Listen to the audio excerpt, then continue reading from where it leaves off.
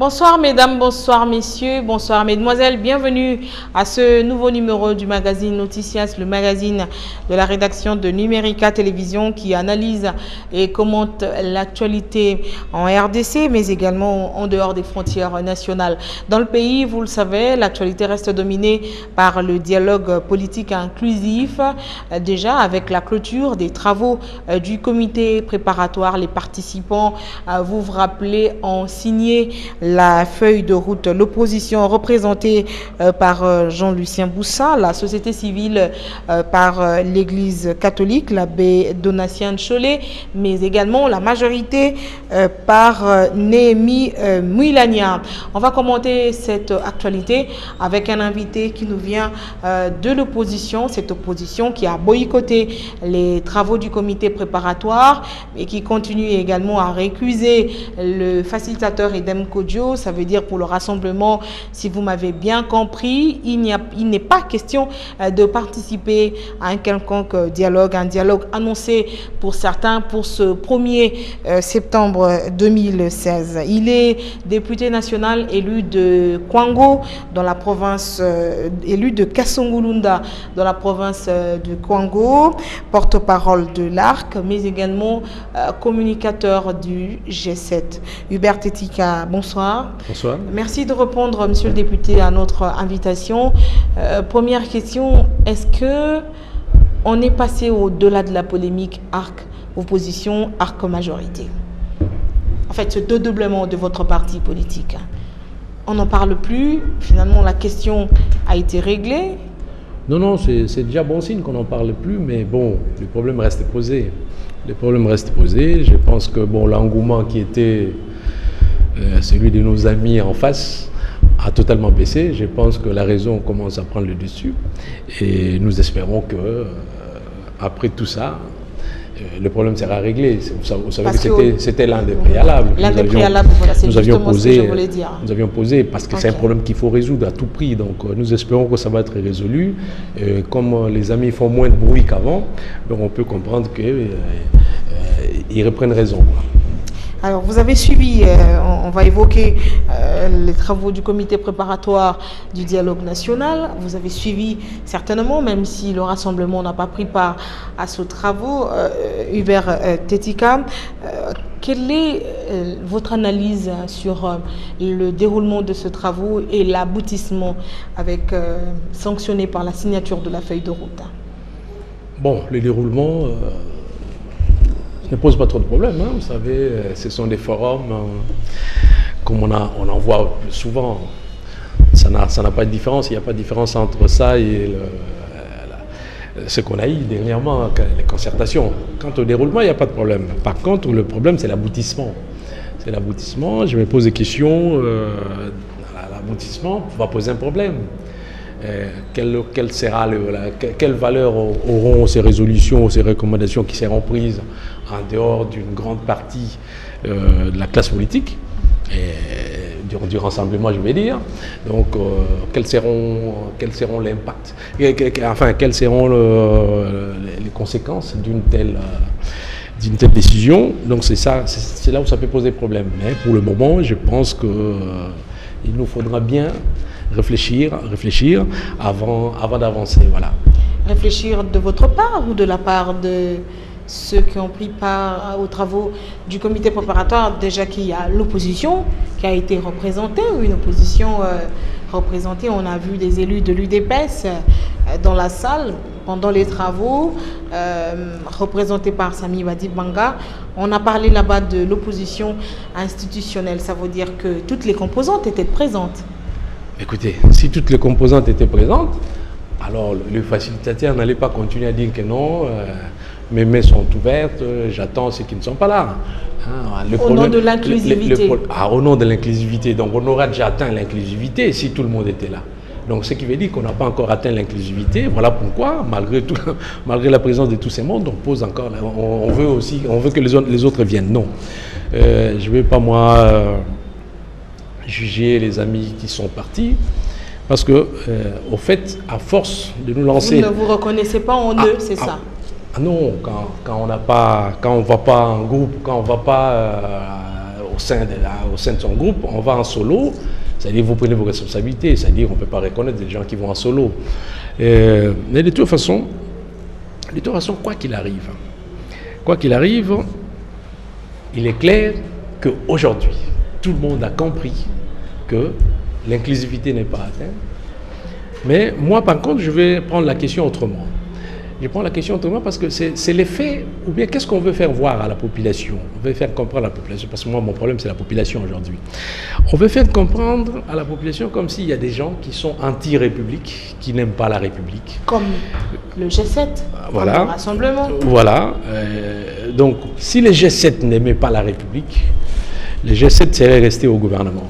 Vous comprenez? Je dis bien, je vais revenir là-dessus, vous comprendrez. C'est-à-dire, les G7 a posé un problème que vous connaissez, le moment venu. Il dit, voilà, nous sommes en train d'aller vers la fin du mandat, la Constitution qui nous régit dit ceci, qu'est-ce qu'on fait? Trouvons une solution. Et parce qu'il ne fallait pas poser cette question, qui était cruciale, il fallait que les G7 soient créés, soient chassés. Le G7 s'est auto-exclu. Donc, personne n'a chassé le G7. Lors de cette réunion à Procoki, c'est plutôt le G7 qui a claqué la porte et qui s'est auto-exclu. Madame, non, on ne va pas rentrer sur les détails. On ne va pas prendre le propos de tout un chacun. Mais il faut quand même rappeler parce que... On ne va pas prendre le propos de tout un chacun. Écoutez, le G7 a posé un problème. Il a eu la réponse qu'il fallait. C'est-à-dire un coup de pied aux fesses. Et puis voilà. Donc on n'en est pas là. Moi, mon problème, c'est d'insister sur ce que l'on veut faire comprendre. On a comme l'impression qu'on veut faire comprendre à la population qu'il y a un camp des pro-républiques et un camp des anti-républiques. Non, il faut que les gens comprennent que tout le monde est d'accord pour le dialogue. Mais si vous êtes d'accord pour le dialogue, mais attendez, jusqu'où ça va aller ces préalables? Madame, nous sommes d'accord. Être d'accord pour le dialogue ne veut pas dire être d'accord pour un dialogue au rabais. Il y a une différence. Au rabais, c'est-à-dire, c'est qui rabaisse ce dialogue selon vous? Il y a une différence. Ça veut dire quoi? Qu'est-ce que je veux dire par là? Ce que nous voulons dire, allons aux origines. Pourquoi on va au dialogue? Déjà, il faut que les gens sachent que le dialogue n'est pas constitutionnel, à ce que je sache. Le dialogue n'est pas constitutionnel. Par contre, les élections, elles, sont constitutionnelles. On est d'accord. C'est parti de là. Parce qu'on n'a pas organisé les élections. Voilà, maintenant, il faut passer par un dialogue pour que nous ne puissions pas brûler le pays. Et personne n'a envie de brûler le pays. Nous, encore moins, c'est grave. Mais si on en avait envie, donc on n'aurait pas posé le problème en son temps. Donc, voilà. Personne n'a envie de brûler le pays, donc tout le monde a besoin d'aller au dialogue. Mais le problème, ceux qui n'ont pas organisé des élections veulent donner l'impression que nous, ils n'ont causé aucun dégât, il n'y a pas de problème, ils ont tout simplement appelé les gens à venir. Vous voulez établir les responsabilités. Voilà, oui. Après il faut qu'on commence par là. Donc, établir les responsabilités, mais entre-temps, il faut évoluer. Quand vous appelez les amis, oui, on évolue. Quand vous appelez les amis, ils vous disent pas non, ils vous disent ah bon, ça va, comme vous reconnaissez que vous n'avez pas fait le travail que vous devez faire, maintenant que vous nous appelez, voilà les petites conditions qu'on peut vous poser. Nous serons mal à l'aise d'aller au dialogue avec des amis en prison. Nous serons mal à l'aise d'aller au dialogue avec d'autres poursuivis en justice. Nous serons mal à l'aise d'aller au dialogue avec des partis dédoublés. Voilà, si vous nous réglez ça, nous venons, nous parlons. Vous avez déjà vu les signes de décrispation du climat politique avec la libération des prisonniers. Je suis d'accord. Christopher Ngoï je suis d'accord, madame. Va vivre en homme libre. Depuis qu'on a libéré, les chaînes de télévision ouvertes. Est-ce que depuis vraiment qu'on a libéré tous ces gens, est-ce que le ciel nous est tombé sur la tête? Il faudra sortir tout le monde des prisons, ceux qui ont commis des infractions. Attendez, madame. De droit commun. De droit commun, je préfère encore. Je dirais peut-être une ineptie, mais ce qui n'en est pas une. Quand on est capable, au nom de la paix, d'amnistier des gens qui ont tué, comme ceux qui se disent M23, et qu'on a du mal à libérer quelqu'un parce qu'on dit parce qu'il est escroc ou que sais-je encore, surtout qu'il n'est même pas encore condamné. Donc je trouve ça quand même un peu inélégant. Vous comprenez, madame? Donc ce que je veux dire, c'est quoi? Mais pourquoi faire ce débat en dehors du cadre on va dire, du cadre légal qu'on vous donne. Madame, nous parlons français. Préalable veut dire plutôt que d'aller c'est quoi un préalable dans le comité préparatoire. Parce que toutes ces questions, vos collègues de l'opposition qui ont pris part aux travaux du comité préparatoire en ont fait état. Et donc, ils en ont parlé et le facilitateur a dit que les mesures de décrispation, les signes vont continuer jusqu'à ce qu'on puisse ramener le plus grand nombre sur la table de discussion pour finalement qu'on parle de l'inclusivité. C'est bien, au moins vous me rejoignez, c'est qu'il n'y a pas d'inclusivité. Mais madame, moi je ne comprends pas. Je ne comprends pas. Je viens de vous dire ici, est-ce que depuis qu'on a libéré ceux-là, est-ce que le ciel nous est tombé sur la tête? Non. Ça veut dire qu'on pouvait continuer et rien ne tomberait sur la tête de qui que ce soit. Donc ça c'est clair. Pourquoi ça bloque? Pourquoi ça doit bloquer? Alors moi je vous pose, pourquoi je vous pose? C'est moi qui vous pose la question. Ceux qui sont au comité préparatoire. Pourquoi ça ne commence pas? Madame, derrière c'est qu'il y a une mauvaise foi, tout simplement. Mauvaise foi de vous, parce que les participants au comité préparatoire sont mis d'accord. C'est pas nous. Le dialogue commence le 1er septembre. Pourquoi vous ne voulez pas participer au dialogue? Madame, mais attendez. Je ne suis pas en train de parler, je ne sais pas en quelle langue, dans ma langue maternelle, non, pour que les gens ne comprennent pas. Non. Il y en a qui ont posé des problèmes, qui ont commis une erreur, n'est pas organisé les élections. Il faut bien insister sur ça. Qui appellent les autres pour venir dialoguer parce qu'ils n'ont pas fait leur travail. Ok, on est d'accord. Nous venons, on dit, voilà, faites-nous ceci. On pose le problème, la solution est trouvée à moitié, on peut dire. On dit, mais terminez le tout et tout. Mais alors après, pourquoi vous nous demandez? Mais ce que je vais dire, c'est quoi? Ce que je vais dire, moi, c'est que comme nous ne voulons pas bloquer le pays, on n'en a pas envie. Ce n'est pas ça l'objectif recherché, parce que c'est ce qu'on veut nous faire porter comme idée. Nous disons, ok, nous on a posé un problème, on ne veut pas nous satisfaire, et puis apparemment les dialogues pour lesquels nous on a été d'accord, c'est pas celui-là que l'on voit. Il y a bien une différence entre le dialogue ordonnance présidentielle et les dialogues 2277, malgré qu'ils évoquent le 2277, mais dans le 2277, je n'ai pas vu qu'on donnait autant de pouvoir à un facilitateur. Comme on donne là, hein, malgré qu'ils évoquent le 2277, mais je ne vois rien des 2277. Hein, le comité de soutien, on le met là-bas sous, il ne peut être consulté, il peut être consulté qu'à sa demande, hein, à la demande du facilitateur. Ça veut dire qu'il peut ne pas le consulter, ça n'a rien à voir. Vous comprenez? Donc ce n'est pas le 2277 qu'on évoque. Je ne sais pas pourquoi on l'évoque, si c'est pour faire plaisir à la communauté internationale ou nationale, moi je n'en sais rien. Donc voilà. C'est-à-dire que nous ne refusons pas le dialogue. Nous refusons un dialogue pour lequel on n'a pas souscrit, c'est pas celui-là. Parce que de toute façon, les deux dialogues parlent des élections. On est d'accord, le processus électoral. C'est-à-dire qu'on ne va pas aller au dialogue discuter des dédoublements de partis ou des libérations des prisonniers. Donc c'est-à-dire que ça, c'est des choses qu'il faut résoudre avant. Aller au dialogue pour finalement résoudre ce problème du processus électoral, trouver un consensus là-dessus.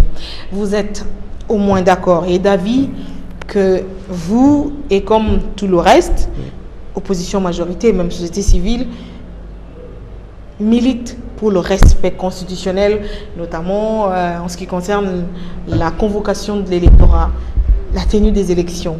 Le 19 septembre, 90 jours avant l'expiration du mandat du président actuel, Joseph Kabila. Maintenant, c'est une course contre la montre. Oui. Quand est-ce que ce dialogue va se tenir pour que finalement vous puissiez vous mettre d'accord et trouver un compromis sur le processus électoral, sur le calendrier électoral? Alors si vous faites le calcul, il nous reste combien de jours avant que la CENI ne puisse appeler le corps électoral? Mais madame, pourquoi on en arrive là? C'est que moi je ne comprends pas. La chose est très simple. Pourquoi on en arrive là? Mais pourquoi ça bloque? Vous avez la réponse. Il faudra bien rétablir. Vous avez la réponse. À un moment donné, il n'y a pas. Il faudra bien rétablir les responsabilités. À un moment donné, il n'y a pas de concession à faire. Ça veut dire que vous ne concédez rien, la majorité ne concède rien.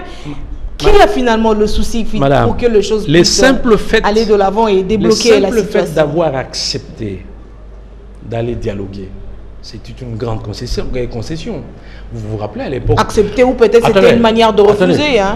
Non. On peut accepter pour ne pas y aller. On aurait dû nous mettre à l'épreuve en libérant tout ce qu'on devait libérer, en arrêtant des poursuites contre Katumbi et puis en arrêtant le dédoublement des partis, et puis on allait voir si nous on n'allait pas venir. Là, on allait nous reprocher. Mais comme on ne l'a pas fait, on accepte que nous puissions quand même dire non. Nous courons derrière le temps. S'il faut, selon vous, respecter la Constitution quant à ce qui concerne l'élection du président de la République. D'ici jusqu'au 19 septembre, qu'est-ce qu'il faut faire pour dialoguer? Madame, nous ne sommes pas des fous. Nous ne sommes pas des fous pour Personne n'a dit que vous étiez des fous. Non, parce que maintenant, qu'est-ce qu'on fait? Quand on vous suit là, qu'est-ce qu'on comprend? On comprend écoutez, monsieur, vous êtes en face de moi, vous savez bien que le 19 septembre, il faut convoquer l'électorat s'il le faut. Vous refusez d'aller dialoguer avant le 19 septembre. Maintenant, qu'est-ce qu'on fait? C'est ça que ça veut dire. Mais non, madame. Nous ne sommes pas des fous. J'ai dit nous ne sommes pas fous. Pourquoi? Parce que en allant au dialogue, on allait là-dedans chercher à discuter justement de ces sujets. Pour ne pas brûler le pays. On n'a pas envie de brûler le pays. Il faut qu'on se le dise. Ici, donc voilà, c'est ce qu'on allait faire. Okay. Mais les petits préalables qu'on a posés, on ne veut pas le satisfaire. Il voulait qu'on fasse quoi? Tout à l'heure, à Alassane, le rassemblement a dit ne pas être concerné par ce dialogue. Ça veut dire que si ce dialogue se tenait, comme certains participants l'ont dit, le 1er septembre, vous ne serez pas dans la salle. On ne verra pas le rassemblement. Et dans ce cas... que personne ne rêve. Dans ces conditions, on ne viendra pas. Il faut bien que ça soit... Et dans ce cas, politiquement parlant, c'est responsable selon vous? Alors que tous les autres se mettent d'accord, le rassemblement va se mettre à l'écart pour continuer à poser des préalables. Madame, quand vous dites tout le monde se met d'accord, vous m'aviez posé la question ici. Mais on a vu que les gens de l'opposition, l'UDPS, vous avez commencé à citer quelques personnalités. Vous savez, on se connaît dans ce pays. Parce qu'à la fin, il peut bien se tenir un dialogue. À la fin, ça sera le vrai dialogue entre la majorité et le rassemblement. Ne donnez pas l'impression on risque d'y arriver encore. Ne donnez pas l'impression que vous ne connaissez pas ces pays. Ça a toujours été comme ça dans notre histoire. On a tenu des concertations. Vous savez, la finalité, c'est pour retrouver cette ministre de l'opposition là-bas. Ok. Donc, beaucoup de gens sont guidés par ce genre d'intérêts et ils viennent à titre personnel pour que demain, si jamais il y a un gouvernement transitoire ou d'union nationale, je ne sais pas comment vous l'appellerez, donc qu'ils en fassent partie. Non, madame, nous les G7, nous avions abandonné les lucres du pouvoir. Dans ce cas-là, on serait resté. Nous avions abandonné tout ça. Vous avez abandonné, mais... Oui, nous avions abandonné, vous ne nous direz pas, vous ne nous direz pas le contraire. Certains, vous êtes un pied dedans et un pied dehors. Attendez, dites-moi quelqu'un... Une majorité déguisée. Dites-moi quelqu'un... Une majorité déguisée, ça sera plus facile. Vous savez, les masques sont tombés l'autre jour avec le comité préparatoire. Il y a un opposant qui vous qualifie de kabyliste venu à la blanchisserie. Attendez, vous savez qu'il y a des gens, qui ont même créé un parti les vendredis, les samedis, ils étaient au dialogue déjà. Donc on ne sait même pas comment ils sont entrés dans le comité préparatoire, donc c'était déjà fait avant. Donc les masques sont tombés. Au moins vous avez vu ceux qui avaient un pied dedans, un pied dehors. Donc c'est très facile pour les dénicher. Donc tout simplement, nous disons ceci. Donc nous, on n'est pas dans cette logique-là d'aller chercher un poste parce que nous avions abandonné des postes. Il faut bien qu'on se le dise. Nous, notre position est claire. Nous défendons la Constitution. La Constitution, rien que la Constitution, mais nous ne sommes pas fous pour tuer le pays. Voilà pourquoi nous avions accepté d'aller au dialogue. Mais comme les conditions ne sont pas réunies, nous n'allons quand même pas aller dans un dialogue au rabais. Il faut qu'on se le dise. Donc voilà notre position. Mais par contre, qui débattent pour le pays, c'est tout à fait normal. Si jamais, par miracle, demain, les résolutions qui sortent de là respectent totalement la Constitution, nous dirons bravo. Et nous allons adhérer aux résolutions. Mais si par malheur, vous battez, c'est que nous reprochons et arrive, alors au moins, vous faites du respect constitutionnel. Vous faites du respect constitutionnel votre cheval de bataille, alors que vous savez que la CENI, organe technique chargé d'organiser les élections, a dit clairement qu'il n'y a pas élection cette année. Parce qu'il faut enrôler les Congolais, parce qu'il faut nettoyer le fichier électoral, avoir un fichier qui est plus ou moins propre et fiable pour organiser une élection dans ce pays. Hubert Tetika, vous savez que cette année, il n'y a pas élection. Et dans ce cas, qu'est-ce qui se passe? Madame, vous savez... Entre-temps, le mandat touche à sa fin. Madame. Entre-temps, la Constitution dit que le chef de l'État est élu pour un mandat renouvelable une fois. Madame. Vous savez qu'il a épuisé ses 2 mandats. Entre-temps, il faut que la gestion du pays puisse continuer. On fait quoi? Quelle est la solution qu'il faut faire, qu'il faut trouver finalement? Madame, vous savez, je vais vous dire une chose. Nous, on ne peut pas, quand vous parlez de la Constitution, vous dites voilà les délais, quoi, les élections, tout ça. Moi, je ne vais pas revenir sur ce que j'avais dit avant. Mais, M. Nanga, moi, en toute honnêteté, nous acceptons, nous. Moi, en toute honnêteté, en faisant l'analyse, je me dis, la situation qui arrive là, effectivement, c'est une situation qu'on aurait pu éviter, mais qui concerne quand même un peu tout le monde. Mais puisqu'elle se présente. Attendez, c'est une situation... Vous n'allez pas faire du forcing pour avoir des élections cette année. Non, attendez, on n'a pas dit ça. Mais pourquoi on devait aller dialoguer? Parce qu'on a compris qu'il y avait des choses pour lesquelles il fallait aller discuter. Mais la question qu'on se pose, pourquoi on ne nous a pas permis d'aller discuter dans de bonnes conditions? Les bonnes conditions, ça veut dire en respectant les préalables que nous avons posés. Nous, on s'arrête là. On nous aurait permis, on nous aurait fait ça, nous aurions discuté et on aurait pu trouver des solutions ensemble sur ces problèmes. Ils trouveront des solutions, eux, à ces problèmes. Mais les solutions sans une grande partie que nous sommes, vaudront quoi? C'est ça le problème, c'est ça la question qui viendra après. Donc, nous, on n'est pas aussi, je sais pas, excusez-moi, mais bon, on n'est pas aussi irresponsable pour croire que bon, nous pouvons faire tout. Il y a eu des erreurs qui ont été commises. C'est pas parce qu'aujourd'hui je viens défendre ici l'opposition que je vais fermer les yeux à tout, en toute objectivité. Il y a des étapes qu'on a vécues dans ces pays. Il y a eu un calendrier en 2014 qu'on a jugé, partiel, par l'opposition, un calendrier en 2015 irréaliste, qu'on a jugé trop global. Tout ça, même l'exigence des nouveaux majeurs, ça ne vient pas forcément de cette majorité, il faut bien qu'on se le dise, il faut quand même être honnête. Donc, ayant compris qu'il y a des erreurs de part et d'autre, ça il faut qu'on se le dise, parce que moi je ne viens pas ici pour jouer au fou du roi, défendre à l'aveuglette, non, il y a des erreurs de part et d'autre. Voilà pourquoi nous nous sommes dit, en fin de compte, ces erreurs ne font-elles pas de l'opposition congolaise? Je vais vous poser autrement la question, est-ce que l'opposition congolaise est-elle responsable? Pourquoi on ne vous sent pas unis?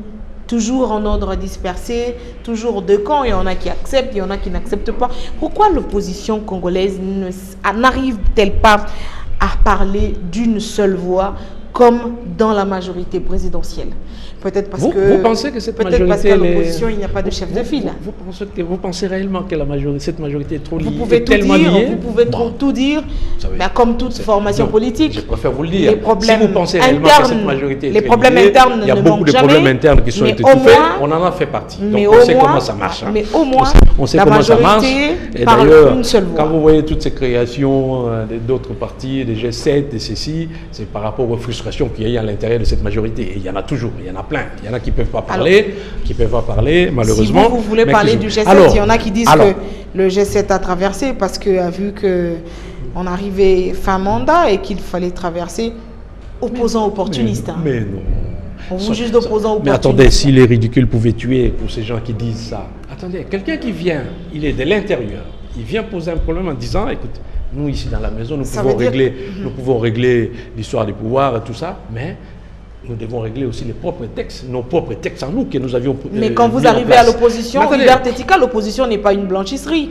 Ça veut dire que le bilan du pouvoir actuel, vous portez la responsabilité, vous partagez ce bilan du pouvoir. Madame, parce que vous avez été depuis avec le régime en place, et donc à une année de la fin du mandat, vous portez la responsabilité. Je l'ai toujours dit. Vous devez également être... Je l'ai toujours dit que nous avions fait, à un moment, on a fait le programme du gouvernement, on a dirigé avec cette majorité, donc nous sommes un peu comptables de son bilan, ça c'est clair. Pas un peu comptable, vous êtes comptable. Attendez, madame. De son bilan. Vous savez, commettre une erreur, ça peut se comprendre, mais persister dans l'erreur, c'est inadmissible. Voilà, nous avions refusé de persister dans l'erreur. Mais l'opposition n'est pas une blanchisserie. Mais blanchisserie, l'opposition va laver qui? Quand vous parlez de blanchisserie, vous voulez dire quoi? On va laver qui dans l'opposition? On lave personne, pour que la personne qui est... Donc ce qui veut dire que dans la majorité, on est très sale. à tel point qu'il faut aller se laver de l'autre côté pour revenir blanc. Non, c'est pas ça. Je pense pas que c'est ça. Ça, c'est un raisonnement qui ne tient pas. Vous avez compris ce que je voulais dire par blanchisserie. Les problèmes blanchisserie par rapport le problème. Donc, on a posé des problèmes dans la majorité, on a posé des actes qui peuvent être sanctionnés demain. Mais non, si, quand le G7 avait posé le problème au sein de la majorité, si on avait trouvé une réponse, ces G7 ne seraient jamais créés. Donc, personne n'avait envie d'aller se faire blanchir, je ne sais moi où et pourquoi. Donc voilà, ce que nous voulons dire tout simplement. Il faudra, et j'insiste là-dessus, que les gens comprennent qu'il n'y a pas un camp des gens qui sont pour la République et ceux qui sont contre. Tous, nous sommes d'accord pour aller au dialogue parce que nous trouvons qu'il y a des problèmes qui s'est posés. Le problème est très simple. Ceux qui en avaient la responsabilité pour organiser les élections ne l'ont pas fait. Donc voilà, ça posait un problème, mais il ne fallait pas laisser ça. En fin de compte, on a compris qu'il fallait quand même aller parler. Mais il y a eu quelques préalables qu'on a posés, lesquels ont été refusés. Donc on a refusé de nous donner une suite à ces préalables. Voilà ce qui a occasionné qu'aujourd'hui nous prenons cette position. Mais néanmoins, toujours patriotes que nous sommes, nous refusons d'aller à ces dialogues. Mais nous n'empêchons pas que ce dialogue se tienne. Ça sera jeudi. Donc nous n'empêchons pas. Si par chance, par miracle, on arrive à préserver les acquis de la Constitution, nous serons d'accord. Nous allons souscrire aux résolutions. Et si demain ce dialogue se tenait, il y a un leader de l'opposition qui disait tout à l'heure, après la rencontre avec les évêques, que ce dialogue pourra se tenir sans le rassemblement et à la fin, vous exigerez un vrai dialogue entre vous, de Jean Val, et ceux de Béatrice Autel, disons, la majorité présidentielle. Non, écoutez, je ne vais pas commenter ici les propos de quelqu'un, ça n'engage que lui. Ça je ne connais pas qui a dit ça. Le pays en quoi? Je ne sais pas qui a dit ça. On aurait pu éviter ça. Et qui pourrait... Vous savez, la solution dans tout ça, c'est cette majorité. Mais Hubert Titika, la solution est très simple. On aurait pu éviter ça. Vous revenez sur la même chose. Oui. Puisqu'on aurait pu éviter ça, en ce moment, il n'est pas trop tard pour que vous rejoigniez le camp du dialogue. Moi, vous êtes en train de me dire aussi la même chose. Vous êtes en train de nous demander d'aller. Moi, je suis en train de vous faire comprendre qu'il y a un problème. Nous avions posé des préalables très simples. Très simples. Vraiment très simples. Que l'autre camp ne veut pas satisfaire. Mais nous n'allons pas aller comme ça. Et puis, quand on voit ces dialogues-là, vous voyez, vous avez lu, c'est que toutes les résolutions, enfin, c'est que, comment on appelle ça, la feuille de route, tout ça, vous avez lu. Vous voyez, pardon, excusez-moi, il y a beaucoup de points à commenter. Hein. Vous voyez, tous les pouvoirs qu'on donne aux facilitateurs. C'est incroyable. Hein? On va même lui octroyer un quota de 25 personnes qui choisira à sa guise, un comité de soutien qui peut consulter quand il veut. Donc, vous voyez ce qu'on fait. C'est pas ça que nous aurions voulu. L'inclusivité foulée aux pieds, vous avez vu, on dit dans ces documents-là que dans la mesure du possible, c'est-à-dire on peut aller avec qui, peu importe que les autres viennent ou ne viennent pas.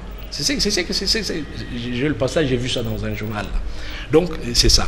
La décrispation qu'on a promis. On ne voit pas. Alors, on dit même respect des décisions de justice. Ça veut dire quoi? Vous savez que sur les 112 ou 116 qu'on a transmis des noms des prisonniers, on a libéré que 4. Et sur les 4, d'ailleurs, il y a une libération conditionnelle. Vous voyez, on sent de la mauvaise foi de la part des amis en face. Que voulez-vous que nous fassions? Mais nous disons, ok, allez-y.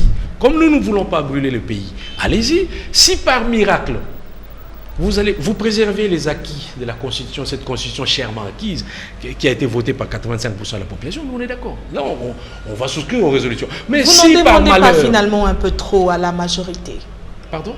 Vous n'en demandez pas un peu trop? Demandez trop. Madame, demandez trop. Entre ceux qui demandent qu'on libère, qu'on amnistie des criminels qui ont le sang des Congolais dans leurs mains, entre ceux qui demandent ça et ceux qui demandent tout simplement qu'on libère quelques prisonniers et qu'on arrête des poursuites pour les autres, qui demandent trop? À votre avis, qui demande trop? Non, quand on veut, on peut. La solution à tout ça, c'est cette majorité qui l'a. Mais comme elle ne veut pas, nous n'allons pas nous soumettre aussi à ces sauts d'humeur. Donc voilà pourquoi nous disons non, nous ne venons pas, ce dialogue se tient, nous ne dérangeons pas, faites les dialogues. Vous ne vous soumettez pas, le dialogue se tient, vous ne participez pas. Il va à la fin. Qu'est-ce qui arrive à la fin? Vous voulez qu'il arrive quoi? Si, j'ai dit bien, vous allez appeler, si par miracle... Vous prendrez votre non, peuple... attendez, moi j'ai dit, si par miracle... Vous soutiennent derrière, attendez, si par miracle, okay, on arrive à préserver les acquis de la Constitution, Nous allons dire bravo, hein. Nous ne serons pas ingrats, nous dirons bravo, nous allons peut-être adhérer aux résolutions. Mais on n'est pas obligé de partir, il y aura 200 messieurs, messieurs et dames si vous voulez, mais ce n'est pas toute la République. Si ils arrivent à trouver une solution, à préserver la Constitution, ok. Mais si par malheur, ils vont vraiment détruire, saccager la Constitution, au moins, nous aurons pris les peuples à témoin. Les peuples sauront que nous, au moins, nous avions compris avant et que nous sommes bien à l'écart, c'est tout. Voilà. Est-ce que vous êtes d'accord avec la CENI qu'il faut enrôler les Congolais? Madame, cette histoire d'enrôlement, je viens de vous le dire. Tout Congolais a droit de voter. Ça, c'est clair. Celui qui est en âge de voter a le droit de voter. Même ceux qui sont à l'extérieur du pays. C'est clair. Ça, on ne peut pas en disconvenir. La demande même d'enrôlement des nouveaux majeurs, en réalité, à l'origine, cette demande venait de l'opposition. Nous devons aussi être honnêtes. La majorité en a profité maintenant, donc on ne va pas lui reprocher. Donc ça, c'est clair. Mais les problèmes, si vous voulez, on entre dans ces débats, on peut entrer. Les délais fixés par Nanga, quand il donne un timing... 16 jours plus, 16 mois plus un jour. Il a donné ce timing en vertu de quoi? C'est pour enrôler tout le monde. Je ne sais pas ce qu'on appelle tout le monde. Comme s'il savait déjà combien, tout le monde, c'est-à-dire terminer l'enrôlement. Attendez, comme s'il savait déjà combien de potentiels enrôlés il y aura. Mais c'est tout à fait normal que la CENI fasse de projections. Ok, mais en oubliant une chose, madame. Vous savez qu'au Congo, le vote n'est pas obligatoire. Est-ce que vous le savez? Ce n'est pas comme en Belgique ou au Canada. Ce qui veut dire par ricochet que l'enrôlement non plus n'est pas obligatoire. Vous pouvez vous décider d'amener chez moi à Kassongolunda. Oui, mais il faut que vous le sachiez, vous êtes de la presse. Et si l'enrôlement n'est pas obligatoire, comment organiser les élections? Vous avez vu dans le communiqué que l'enrôlement, on demande aux gens de s'enrôler. On n'oblige pas les gens à s'enrôler. Donc il y a une différence. La CENI non plus n'oblige pas les gens à s'enrôler. Mais c'est ça que je veux dire. Laissez-moi évoluer, vous allez comprendre pourquoi j'ai dit ça. Ça veut dire quoi? Ça veut dire que comme ici, ce n'est pas une obligation. Ça serait une obligation, on se dirait, voilà, il y a 200 000 personnes enrôlées. Comme il y a 200 000, voilà, le rythme que peut supporter la machine, c'est enrôler par exemple 20 000 par jour. Donc à Kassongolunda, il faut garder les machines là-bas au moins 10 jours pour être sûr d'avoir enrôlé tout le monde, ou un peu plus. Ok, là on peut faire le timing. Mais quand ce n'est pas obligatoire, vous pouvez aller rester 6 mois. Si le petit cultivateur du coin ne veut pas se faire enrôler, il ne se fera jamais enrôler. Même si vous faites 6 mois. Vous pouvez aller faire 10 jours. Est-ce que la CENI vous a dit qu'elle a appelé ce que je veux dire, c'est quoi? C'est par rapport à ces timings-là. Comme pour dire que ces timings-là, on pouvait bien aussi les réduire. On pouvait bien aussi les réduire si on veut. Bon. Donc c'est pour dire que la CENI, il ne faut pas croire que la CENI a toujours raison. Mais je sais que cette CENI, sans moyens, elle ne pouvait rien faire. Pourquoi vous ne faites pas confiance, Hubert Tetika, à la CENI qui est l'organe technique? Pourquoi vous ne croyez pas à ces statistiques? Madame. Quand la CENI vous dit qu'elle va enrôler les Congolais en 16 mois plus un jour, vous dites qu'il fallait le faire en moins de temps. Ça veut dire vous lui demandez de faire un travail bâclé. Vous serez le premier à critiquer le travail de la CENI. Quand on dit 16 mois... Il y a des étapes à respecter. Madame, quand on dit 16 mois, okay, ça veut dire qu'on sait pourquoi on va mettre 16 mois, on sait quel est le nombre d'enrôlés qu'on estime. Pour les élections de 2006, l'enrôlement, depuis l'annonce de l'appel d'offres jusqu'à l'enrôlement, oui, on a compté 16 mois. En 2011, pratiquement 15 mois et demi. Et comment voulez-vous qu'en 2016, ça soit autrement? Madame, je suis en train de vous dire une chose. En 2016, la situation est exceptionnelle. Elle est différente. C'est-à-dire que ce n'est pas une situation normale où on peut attendre, on croise le doigt et puis voilà. Non. Elle est exceptionnelle du fait aussi des 26 provinces. En 2000, de 25 plus une. Ouais, il y a déjà ça. Et puis il y a les faits. C'est aussi ça le côté exceptionnel. De ne pas avoir préparé ça à temps. Vous savez, quand vous êtes en train de vous rattraper à quelque chose, on vous donne moins de temps qu'à la normale. Vous comprenez? Mais bon, écoutez, moi, au fait, la CENI, c'est pas là le problème. Est-ce que le problème aujourd'hui, on va dire la faute à la CENI? Non. La CENI a hérité d'une situation, elle n'a pas eu les moyens. Si elle n'a pas le moyen, la CENI ne peut rien faire. Vous pouvez donner 10 ans à la CENI, si vous ne lui donnez pas un sou, elle ne fera rien. Donc, ce n'est pas le problème de la CENI. Le problème aujourd'hui, c'est un problème des volontés politiques, des manques de volonté politique. Voilà, tout simplement. Aujourd'hui, je suis en train de vous dire, même pour ce dialogue de jeudi là, la majorité a la situation, hein, à la clé, hein, tout simplement. Il suffit d'un petit rien et puis tout est clair. Et personne ne pourra plus dire non. Voilà. Et qui viendra vous mettre en confiance? Un nouveau facilitateur? Bon, vous savez, madame, en termes de... en dehors des sciences politiques, j'ai aussi un diplôme en relations internationales. Vous savez, en matière de diplomatie, quand déjà un camp se méfie de vous, vous-même, vous devez vous sentir un peu gêné, vous dire, écoutez, tout ce que je pourrais faire, même si je le fais bien. Un camp qui monte les enchères, qui fait des caprices. Ces gens-là vont forcément, s'ils ne se retrouvent pas, logiquement, s'ils ne se retrouvent pas à la régulière, ils ne se retrouvent pas dans ce qu'ils voulaient, ils vont me rejeter, ils vont me mettre tout ça sur la tête. Donc voilà, voilà tout simplement. Mais je pense qu'il faut, moi je dépasse un peu le problème d'individu, hein, les problèmes d'individu, parce que je me dis, moi je me pose une question. Est-ce que si on avait résolu tous les préalables, est-ce que réellement on allait trop insister sur l'histoire des Kodjo? C'est aussi une question à se poser aussi. Voilà. Donc vous savez, il faut savoir avoir les gens. Ah bon, vous voulez ça? Ok, tenez. Mais maintenant, si la personne dit oui, j'ai ça, mais je ne viens pas, alors là, on parlait de la mauvaise foi. Là, on parlait de la mauvaise foi. Mais il fallait que la majorité essaye de voir, de faire ce que l'opposition a demandé et voir après si cette opposition n'allait pas. Le meeting du 31 juillet dernier, le président du comité de sages du rassemblement a parlé du préavis quant à ce qui concerne le président de la République, qu'il devait faire ses valises et partir. Alors, puisque on ne sait pas, vous ne savez pas participer au dialogue, vous savez qu'il y a au moins une population qui vous suit, qui s'identifie à vous. Et déjà, on sent un tout petit peu la fièvre monter. Qu'est-ce que vous dites à ces Congolais-là? Parce qu'il ne faudrait quand même pas embraser le pays, puisque vous n'aurez pas participé peut-être au dialogue. Madame, comme je ne suis pas là comme porte-parole de... Est-ce qu'on va encore revivre je m'abstiens à commenter tous ces propos parce que je ne suis pas là comme porte-parole de l'Assemblée. Il y a une voix autorisée, donc vous appelez le porte-parole des rassemblements, vous lui posez la question, il vous dira ce qu'il en pense. Mais depuis qu'on a commencé l'émission, je pense avoir répété même 5 ou 6 fois qu'il est hors de question pour nous de vouloir embraser le pays. Ça, nous le disons. Je l'ai dit ici. Ça veut dire que le G7 n'enverra personne dans la rue. Et je le répète. Le G7 n'enverra personne dans la rue. Attendez, madame. Je suis en train de vous dire que nous n'avons pas besoin, nous, d'embraser le pays. Ce n'est pas notre rôle. Notre combat, c'est toujours c'est de faire préserver cette constitution que nous avions, enfin, chèrement acquise. En clair, le G7 n'enverra personne dans la rue. Madame, aucun Congolais ne sera envoyé dans la rue par le G7. Apparemment, vous me donnez l'impression comme si on a affaire à un peuple, excusez-moi, entre guillemets, un peu idiot. C'est ce que vous pensez?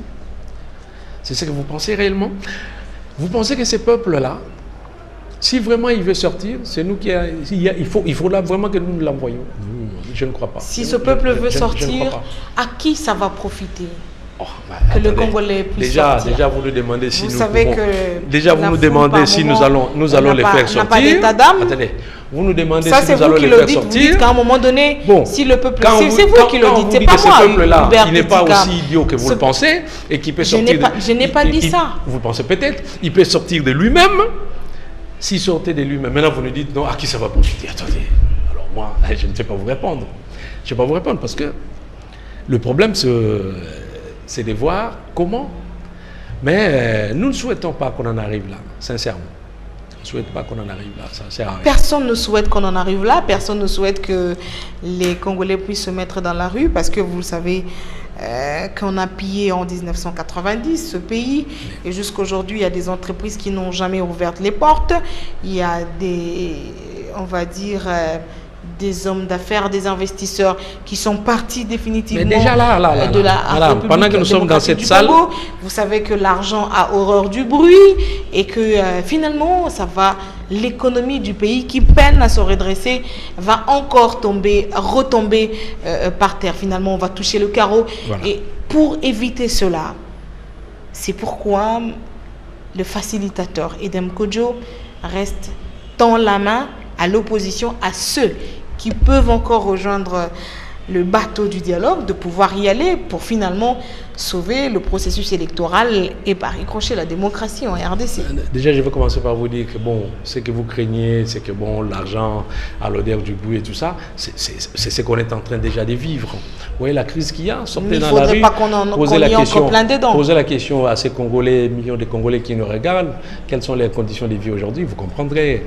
Donc la situation ne fait que s'empirer, ça c'est clair, nous la vivons tous les jours, cette situation. Bon, mais parce que rien qu'avec cet embrouillement-là qu'on est en train de vivre, déjà ça ne rassure pas les investisseurs. C'est déjà ça. Mais par contre, quand vous dites que M. Kodjo ouvre ses bras, mais oui, il ne faut pas qu'il les ouvre seulement.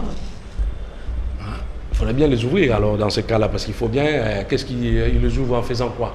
Il les ouvre en disant, s'il arrivait lui à convaincre les amis, les compatriotes de la majorité, qui voilà, écoutez, remplissez les quelques préalables qui restent là, écoutez, il aura fait son travail. Qu'une certaine opposition soit partie aux travaux du comité préparatoire. Hubert Tetika, est-ce que cela ne fragilise pas l'opposition congolaise? Madame, l'opposition, elle est diverse, multiple et variée. Il faut bien qu'on se le dise. Nous n'allons pas bloquer quelqu'un qui, à titre individuel, j'ai vu, il y en a qui parlaient, mais qui voulaient même maudire, faire maudire ces dialogues par leur grand-mère. S'il ne participait pas. S'il ne participait pas, il devait être un caillou. J'aime bien mon collègue là, c'est vraiment mon ami. J'aime bien, enfin en fait je le paraphrase parce que ça me plaît comment... Vous parlez de Justin Bittencourt. Comment il parle. Il y a un autre aussi et tout ça. Bon, mais vous savez, nous, on ne se bat pas pour ça. Sincèrement, on ne se bat pas. Parce que nous, on n'a aucun intérêt. Ce n'est pas le poste qui nous intéresse, ce n'est pas ça. Mais généralement, on connaît comment ces forums terminent. 2, 3 petits postes par là, par-ci, par-là. Sinon, on ne serait pas partie de la majorité, ça ne sert à rien. La CENI, c'est l'essentiel. Et l'essentiel, je le dis et je le répète, c'est la préservation de la Constitution, un point trait. Et puis, attendez madame, quand on parle d'alternance, pourquoi vous ne refusez pas de voir? Ok, allez-y. Je vais dire une chose aussi. Okay. Il faut que je précise ça. J'ai lu ça souvent. On a comme l'impression que le mot alternance, et à mon avis, j'ai comme l'impression qu'elle est mal comprise. On pense que alternance, ça veut dire forcément changement de pouvoir de l'opposition, d'un camp de la majorité. Non, il peut y avoir alternance au sein d'un même groupe. Okay. Si les amis sont organisés, ils pouvaient assurer l'alternance au sein même du groupe. Donc, c'est pas là le problème. Mais c'est parce qu'on s'est fait beaucoup d'idées. Et c'est comme ça qu'on entre dans un schéma d'attaque personnelle et tout ça, des invectives, comme on est en train de vivre aujourd'hui. Il est malsain, totalement malsain, de pouvoir critiquer les gens dès qu'ils quittent votre famille, ils deviennent des anciens bandits, des voleurs, tout ça. Alors, ceux qui restent là, ceux qui sont encore là-dedans, ils doivent comprendre que les jours où ils oseront aussi quitter, on va les rappeler leur passé d'anciens rebelles ou de ceci ou que sais-je encore. Donc c'est pas bon cette pratique qui est en train de s'installer. On fait la politique, on n'est pas ennemis, on est juste adversaire, on n'est pas ennemis. Mais Hubert Tetika, vous savez que cette année, il n'y a pas élection. Alors que le mandat du président s'achève le 19 décembre. Pas d'élection, comment y diriger le pays? Voilà. Quand vous me dites, vous savez. Parce que la CENI dit qu'il n'y a pas élection sans fichier électoral. Impossible d'organiser les élections sans fichier électoral. J'aimerais qu'on parle de ça. Ça, c'est la CENI qui le dit. D'accord. Et la CENI est un organe indépendant. Vous savez, madame, j'ai un sens des mots. Vous en rigolez? J'ai un sens des mots, moi. L'indépendance, j'en sais quelque chose. Là. Il y a plusieurs indépendances, écoutez. Bon, écoutez, admettons qu'elle soit indépendante.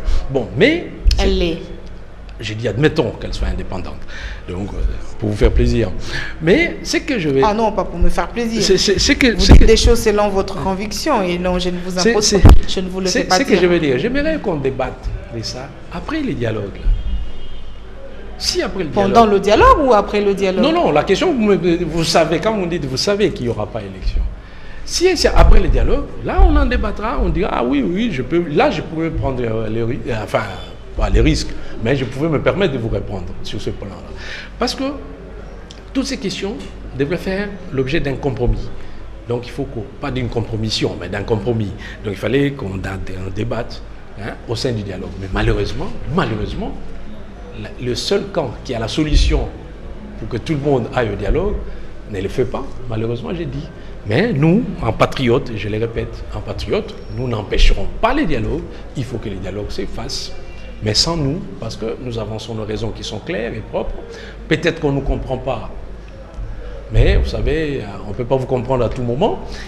Une fois, nous verrons l'issue de ces dialogues. De l'absence de l'UDPS, mais également du rassemblement au comité de travaux préparatoires. Mais pourquoi vous soustrayez, pourquoi vous enlevez l'UDPS du rassemblement? J'ai dit de l'absence de l'UDPS, disons du rassemblement. Voilà. Au comité des travaux préparatoires du dialogue politique inclusif, un député qui vous a succédé sur ce fauteuil a dit que Tshisekedi est pris en otage par les kabylistes venus à la blanchisserie. Qu'est-ce que vous répondez à ces allégations? Alors, j'ai lu hier des choses que je peux qualifier d'ineptie, excusez-moi, sur ce même monsieur Tshisekedi. Oh non, j'ai lu quelque part, non, il a participé à la mort de tel. Évidemment, cette pratique, il faut qu'on arrête un peu cette pratique-là. Le même Tshisekedi a été vénéré ici. On allait nous laisser tomber tous ici. Si Tshisekedi seul avait accepté quand on est allé le voir à Ibiza et à Venise. Vous voyez? Donc ça veut dire que ces gens-là ont une certaine considération de ces messieurs.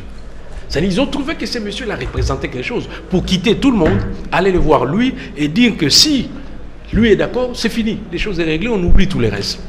Même les facilitateurs là a dit les dialogues n'ont aucun sens si Tshisekedi n'est pas là. Je vois mal comment il fait le contraire aujourd'hui. Un homme d'État doit respecter sa parole. Que c'est le G7 qui le prend. Attendez, quand on dit... Non, je vais d'abord dire ça. Je préfère rappeler ça. Quand on dit prendre en otage, mais c'est incroyable.